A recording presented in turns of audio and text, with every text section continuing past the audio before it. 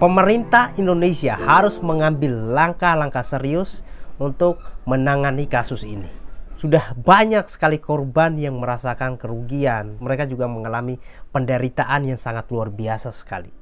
Koalisi Buruh Migran Berdaulat mengeluarkan laporan berjudul "Seperti di Neraka, Kondisi Pusat Tahanan Imigrasi di Sabah, Malaysia".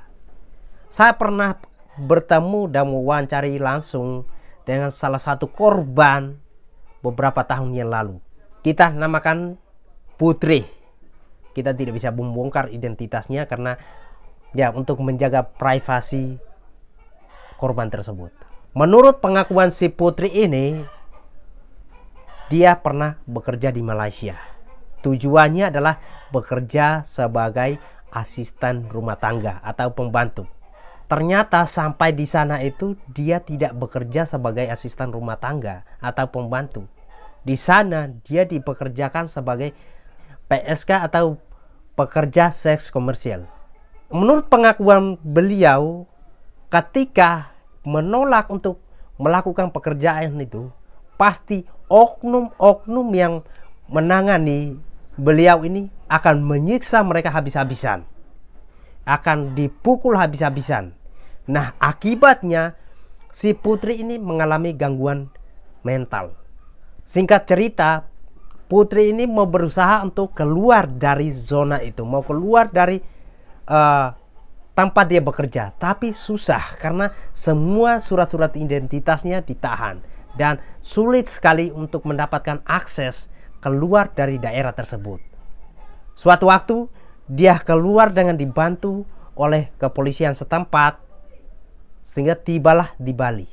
Ketika tiba di Bali, si Putri ini sudah dalam keadaan mentalnya rusak. Belum lagi ditambah si Putri ini dalam keadaan mengandung. Di tempat yang saya bekerja sebelumnya, akhirnya mengambil langkah untuk menampung dan berusaha untuk memulihkan mentalnya. Karena di satu sisi dia sedang mengandung. Ketika pertama kali kita bertemu si Putri ini, dia mengalami yang namanya gangguan mental. Sulit sekali berkomunikasi dengan orang-orang di sekitar. Dan sudah berulang kali dia berusaha untuk membunuh diri dan juga berusaha untuk menggugurkan bayi yang ada di dalam kandungan ini. Dia tidak bisa menerima situasi seperti yang dia alami. Si Putri sekarang sudah menemukan keluarga yang baik. Dia sudah berkeluarga dan memiliki anak, dan ada orang yang mau menerima dia apa adanya. Dan dia hidup sudah lebih baik. Mentalnya sudah bisa dipulihkan perlahan demi perlahan. Dia sudah bisa menerima situasi dan kondisinya yang sekarang. Kenapa saya bahas ini? Sebenarnya kasus kekerasan yang dialami oleh para tenaga kerja yang berasal dari Indonesia ini bukan baru terjadi sekarang. Tercatat ada 101 tenaga kerja Indonesia meninggal di Malaysia.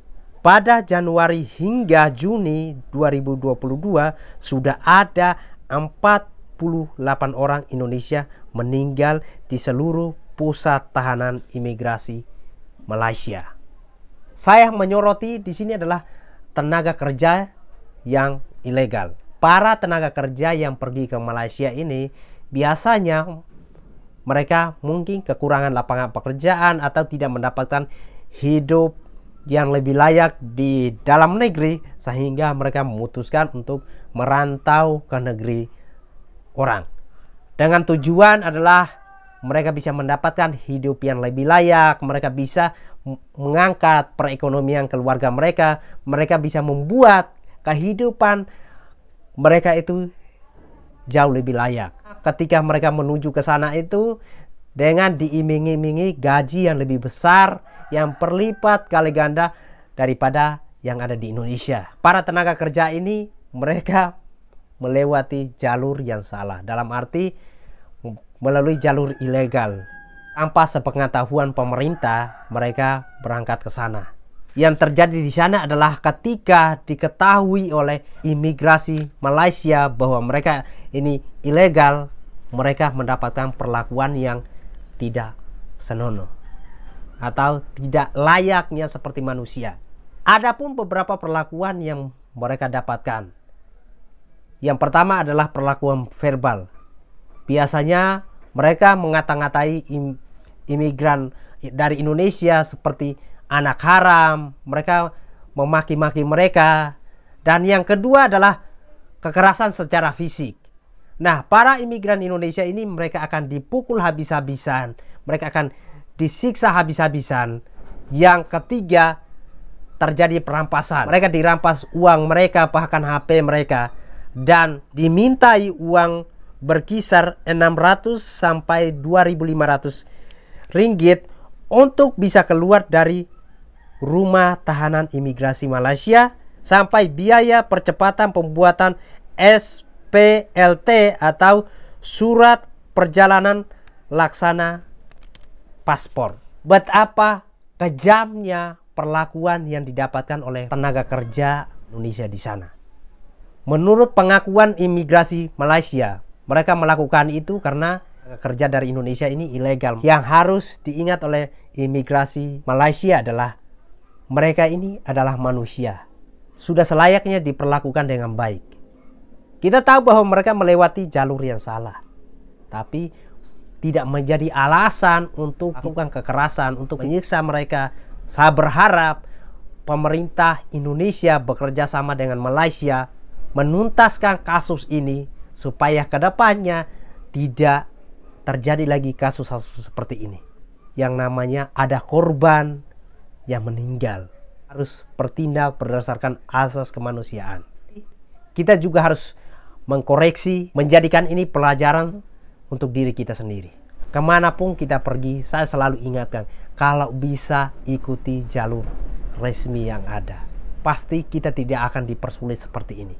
Setiap orang tua, setiap oknum, setiap individu yang hendak mau merantau, yang hendak mau pergi bekerja di luar Indonesia, harus benar-benar memperhatikan ini.